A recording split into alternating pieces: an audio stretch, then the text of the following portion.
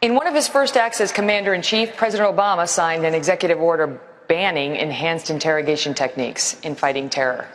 As president, would you bring back waterboarding? Well, thank you, Megyn. I wasn't sure I was going to get to talk again. We have a lot for you. Don't worry. Fear not. You may rue that request. All right.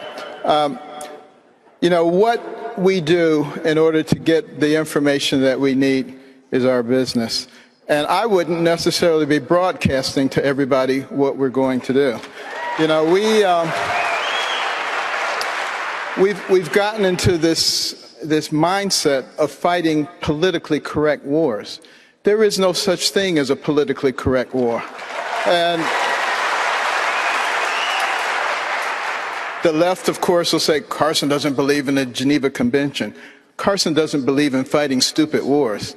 And what we have to remember is we want to utilize the tremendous intellect that we have in the military to win wars. And I've talked to a lot of the generals, a lot of our advanced people, and believe me, if we gave them the mission, which is what the commander-in-chief does, they would be able to carry it out. And if we don't tie their hands behind their back, they will do it extremely effectively. Subject, Dr. Carson, basically same question to you. If Hillary Clinton is the nominee and she comes at you with that kind of line of attack, how will you take her on? If Hillary is the candidate, which I doubt, that would be a dream come true. But, you know, the fact of the matter is, she is the epitome of the secular progressive movement.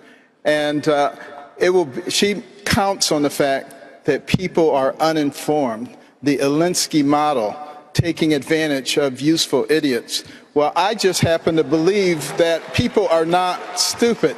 And the way I will come at it is to educate people. If I was trying to destroy this country, what I would do is find a way to drive wedges between all the people, drive the debt to an unsustainable level, and then step off the stage as a world leader and let our enemies increase while we decreased our capacity as a military person. And that's what she's doing. Carson, question to you about God and his role, but also one of the issues that the public was very interested in, and we touched on it earlier, is race relations in this country and how divided we seem right now. And what, if anything, you would do as the next president to help heal that divide? Well, I think the bully pulpit is a wonderful place to start healing that divide. You know, we have the purveyors of hatred who take every single incident between people of two races and try to make a race war out of it and drive wedges into people.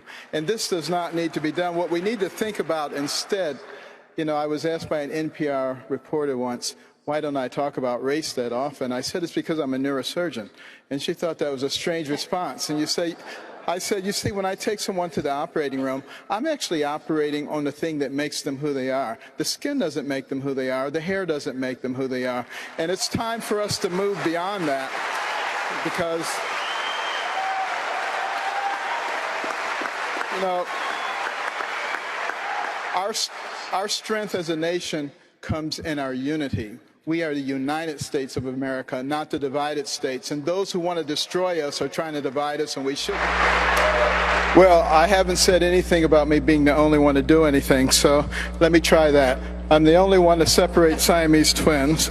The only one to operate on babies while they were still in the mother's womb. The only one to take out half of a brain, although you would think if you go to Washington that someone had beat me to it.